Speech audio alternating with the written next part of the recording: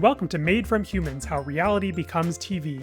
I'm your host, Andy Dennert, the creator of Reality Blurred, and a writer who believes in the power of true stories. Every week I'll take you behind the scenes of reality TV and my writing about it. On this week's episode, 2 words in a reality TV star's contract can change their post-show life, but also may not be that big of a deal anymore. A dive into Love Island USA, Dancing with the Stars, The Traitors, and the exclusivity clauses that affect people's ability to go on all those shows. Plus, news I broke about Love is Blind, recommendations, and stick around to the very end for life advice from reality TV.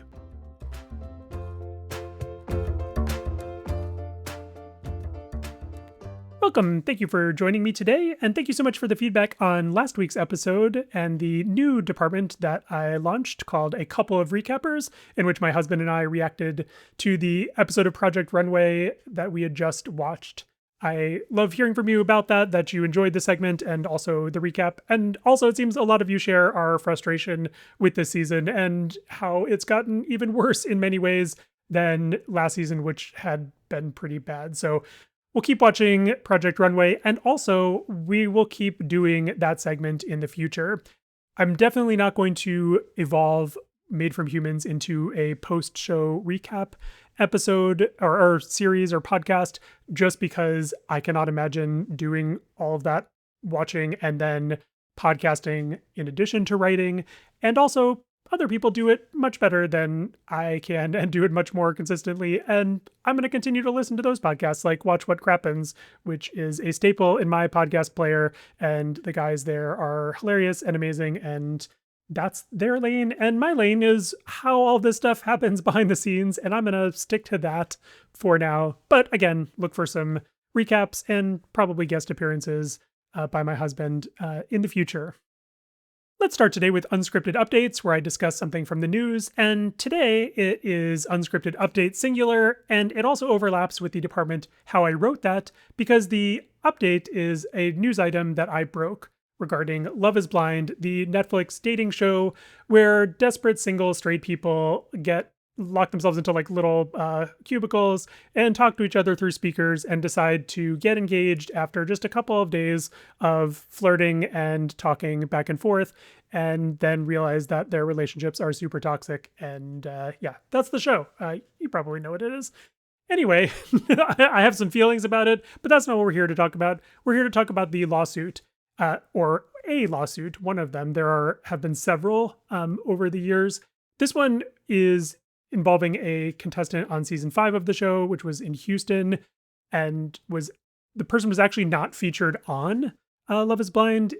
They got edited out, which is pretty common. There's some people who have, even get coupled up and engaged or whatever, and never actually are shown on the show or aren't followed by cameras.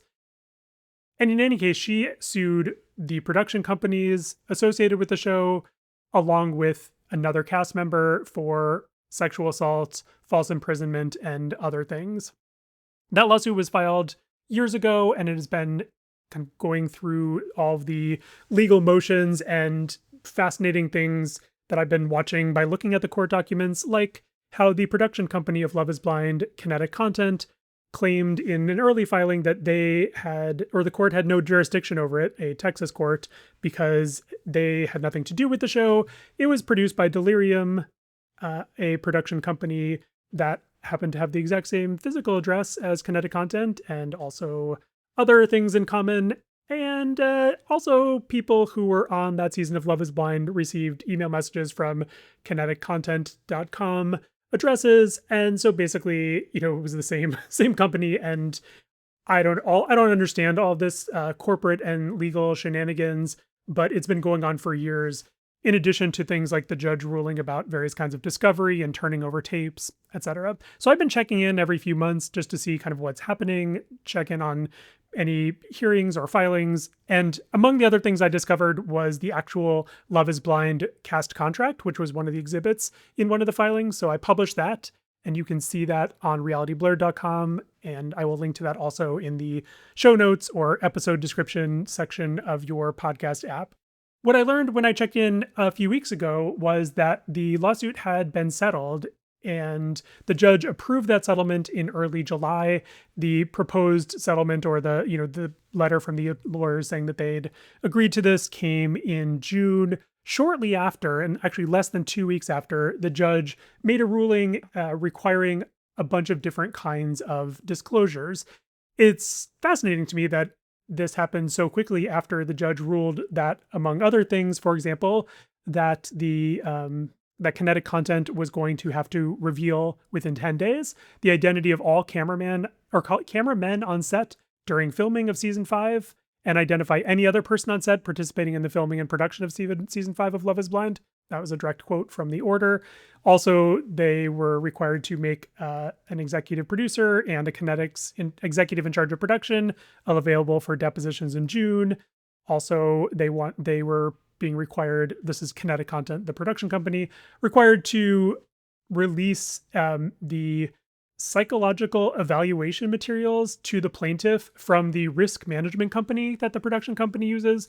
In other words, they did some kind of profile or testing or whatever of the person who was filing the lawsuit, and she wanted those records to see what they said about her and maybe what they, why they cast her, whatever it reveals. The judge also ordered the plaintiff to make available medical and job records to the production company as part of this, because one of the questions is, as has been so often in reality TV, the question of employment and whether or not the production company was an employer or not, and what that requires. The judge also ruled on a bunch of topics that Kinetic Content was going to have to provide a representative to speak to, and overruled a bunch of objections, sustained a few others. So you can read all of that on Reality Blurred in addition to looking at the actual documents, which I paid for and then downloaded the official copies from the court or clerk of court and uploaded them so you can search them, browse them, and I also have annotations there. So interesting. We probably will never know why they settled. I reached out to both the production company and to the lawyer for the participant and have not received any comment back that as of this recording. So if I do, I of course will report on that. But my guess is, obviously with settlements, those tend to be confidential or include confidentiality clauses. So we probably won't know much more about this particular case. But in any case, I hope, obviously that's what the person was talking about, was an incredibly traumatic experience. And I hope that going through this in court for years and years has resulted in something that has been satisfactory. And, I don't know if anything can make up for the kind of experiences that she described, but I hope it is something that at least provides some closure to this part of that story. Okay, on to another alliterative department. That's not an easy word to say, alliterative. On to another alliterative department, Industry Insight, where I look at the business behind reality TV. And today we're going to talk exclusivity clauses. Now, before you fast forward or I lose you, we're going to talk about it in terms of most recently Love Island USA and Dancing with the Stars, because what prompted me to write about this was actually some reporting in two Hollywood trade publications that basically stated some things that I think are not true, or at the very least are wildly overstated. Watching Love Island USA, if you did or did not, there was a person on there whose name was Kenzie, and she showed off her dancing skills on that show, and people were like, you should go on Dancing with the Stars. And she was like, oh, that would be amazing. And in fact, one of the Dancing with the Stars pros, Ezra Sosa, actually responded to her on Kenzie on TikTok, and wrote, quote, "The mirror ball is calling your name," and she replied, "Shut the front door." This prompted The Hollywood Reporter to publish a story in which they said this is never going to happen because we have learned that Love Island has an exclusivity clause in their contract that basically says they can't do anything for 1 year. And isn't this amazing and shocking and surprising? Well, no, because that's what almost every single reality TV contract has in it. It's something that says you may not go on another show while our show is airing or for a period of time after that. And generally that's so that I think if someone goes on, say, Survivor or Love Island, or Dancing with the Stars. And then suddenly they're also on another show at exactly the same time on another network. That can be maybe confusing. I don't know if it's actually confusing to people, though there's still some people who think that Survivor is filmed live and week to week what we're seeing is actually what's happening out there. So perhaps it could be kind of confusing. Like, how is someone ping-ponging between Fiji and the Dancing with the Stars ballroom or whatever the case might be?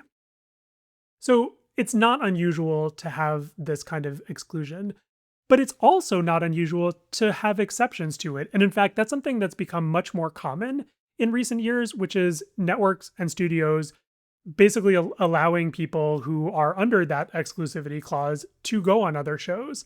And we have an example this fall on Dancing with the Stars because Maura Higgins, who was on The Traitors and before that Love Island Games, is going to be on season 35 of Dancing with the Stars this fall. And so is Sierra Miller, who is on Bravo's Summer House. Notably, both of these are NBC Universal shows, and NBC Universal also owns Peacock and airs Love Island. And that's the network and company that The Hollywood Reporter is saying will not let anybody on Love Island go on Dancing with the Stars.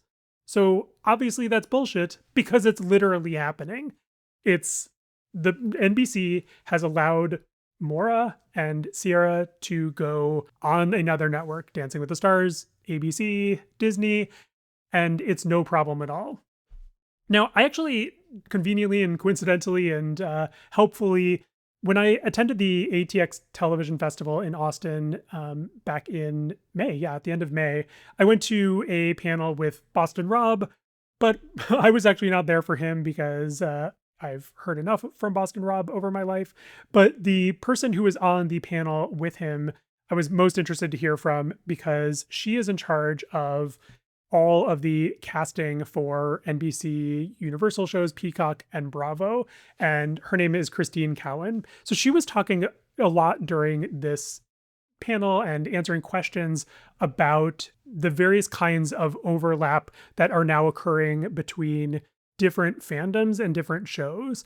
The Traitors is an excellent example of that. There are obviously Survivor players on there. There are people, of course, from the Bravo and NBC Universal universe, or NBC universe, I guess, The Real Housewives. But we're getting people from other networks, other companies as well. So other people are letting their cast members come over to the Traitors, and the Traitors and other NBC shows like Love Island Games and Summer House are allowing their people to go on other shows as well. What Christine Cowan said was, and this is a direct quote, Maura and Sierra Miller, that is their dream. They really want to be on it, and we want them to be happy, and we want to continue our relationship with them. So that's basically it. It's just like, can I do this? Sure, like, that's no problem. And they gave them permission to do it. And she pointed out that, while different contracts might have different specifics, depending upon the type of show, when it's airing, all of those things, she said, and this is another quote, they don't want you to compete on another show during a certain window, especially when it's airing. And separately, she said, quote, we make people available. In other words, unlike what this Hollywood Reporter story said, they're actually willing to work with cast members who, yes, are under an exclusivity clause in their contracts, but they're willing to let them out of it because it's not some kind of, prison and they can't do anything at all.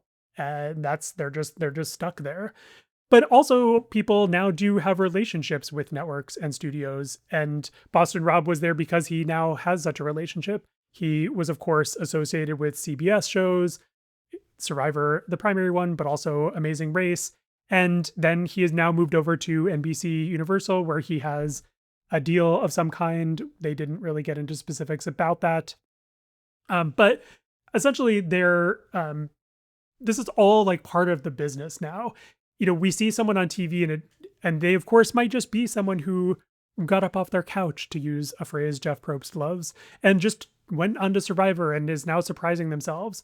But it's also a business deal. They have a contract. They have, lawyers who are reviewing that. They have casting departments and publicity. All of this stuff is working as part of this big corporate machine. And so even though reality TV stars aren't actors, they're being treated as talent. We saw some stories about the fact that people coming out of Love Island have signed with big Hollywood agencies who will help manage these deals, including, maybe there's opportunities for someone like Kenzie to go on a show like Dancing with the Stars. Maybe that won't be this fall. Maybe it'll be something else. Maybe she will end up on the show and it'll be even more hilarious. But I think what's fascinating about this is just the misinformation of it all. The idea that, there's an exclusivity, 1-year exclusivity period. No, that means you can't do anything else, which is how a Hollywood trade publication reported on this. But that is just not factually accurate, that it, again, locks someone in. So just know that when you see people on the Traders or crossing over to the Challenge or from the Challenge on another show, all of that is the result of different kinds of negotiations, contract deals, and just discussing and talking with the network. I'm going to link to the story that I wrote as a result of that ATX panel discussion, because there's a lot of other insight in there too, like the fact that the casting executive is literally talking to people who are filming reality TV shows in the field to see who might be popping as a possible star. And then what can we do with that person after they get back? If they are actually somebody people respond to once they watch on TV. So they're watching social media reactions, they're talking to the producers on the ground, and they're developing reality TV stars into talent that they can exploit, which I use not in the negative way, but I can definitely be in the negative way too, and use across all of their properties and find different kinds of jobs and homes for them, depending on what they want to do, and also depending upon what the network needs. Of course, these clauses don't mean someone has to do any of this stuff if they don't want to, but it does mean they can't just, run off and join something without having that conversation and getting permission because of what their contract says. Next up is recommendations, where I share things that are bringing joy and entertainment into my life. And first up is Drag Race Canada All-Stars, which started last week, or 2 weeks ago actually, and is on WoW Presents Plus here in the US. It's a streaming service with all of the Drag Race content. So if you already love Drag Race, you're already probably watching this, or at least you have access to it. If you don't have WoW Presents Plus, I will link to the first episode of Drag Race Canada All-Stars, which WoW Presents has put on YouTube for free, so you can watch it. I love this franchise. They do, I think, a much better job of producing than the American version. I'll probably write more about that in the coming weeks. But the main reason I'm recommending it is because it is so amazing to have a panel of judges who are all people who were on Drag Race Canada. So Brooklyn Heights has been the host since the beginning. Brooklyn Heights is joined by Priyanka, who won season 1 of Drag Race Canada, and Jimbo, who has been on several franchises and then won Drag Race All-Stars season 8. So we have 3 talented drag queens who are now judging the drag queens on All-Stars and, I imagine, future Drag Race Canada seasons. That is awesome. Of the many flaws that Drag Race US has, I think you can see when the panel is judging art that they are either holding the queens to a standard that was a standard, decades ago, or maybe are just a little out of touch, or at the very least, they don't quite know what it's like to go through the process that these contestants are going through. That's one of the things that we've gotten from Kristen Kish as host of Top Chef. She brings an entirely different level of understanding and empathy, because of who she is as a person, of course, but also because she's been through the Top Chef experience as a chef, as a contestant. And that's what you can see on Canada's Drag Race All-Stars, in addition to some fun challenges and talented queens who have come back, and also some very annoying queens, but I'll save that for another day. Next recommendation is for actually some books, but this is coming to us from Henry Bird, who was a contestant on the Great British Bake Off, who you probably remember if you look at a picture of him. I will link to a video in which he talks about this. Henry is hosting the Wainwright Prizes this year, and they are described by themselves as, quote, the UK's foremost awards celebrating nature, conservation, and environmental writing. And they were named in honor of Alfred Wainwright, writer, walker, and champion of the outdoors. So this has been around for about 13 years now. And what they've just done and what Henry's video was about is announce their long lists of potential winners for the 2026 prize. So that means they have given us a list of 68 books in 5 different categories. So if you were looking for a book for summer or fall reading or gifts or whatever, check out this list. They have categories of nature writing, conservation writing. There's also a prize for fiction for children and a prize for nonfiction for children and a children's picture book category. So maybe you have some kids or kids in your life that could use some books. So lots of options here. Again, 68 different books, and all of which, and I'm going to quote again here, are showcasing the power of stories to connect people and the planet, from deeply personal journeys through wild places to urgent explorations of the environmental challenges facing our planet. Okay, we have reached the end of our show. Thank you so much for listening. Feel free to send me your feedback, questions, or thoughts. And please, if you are in a 5-star mood or you have 5 seconds, tap those 5 stars in your podcast app of choice and consider leaving a review.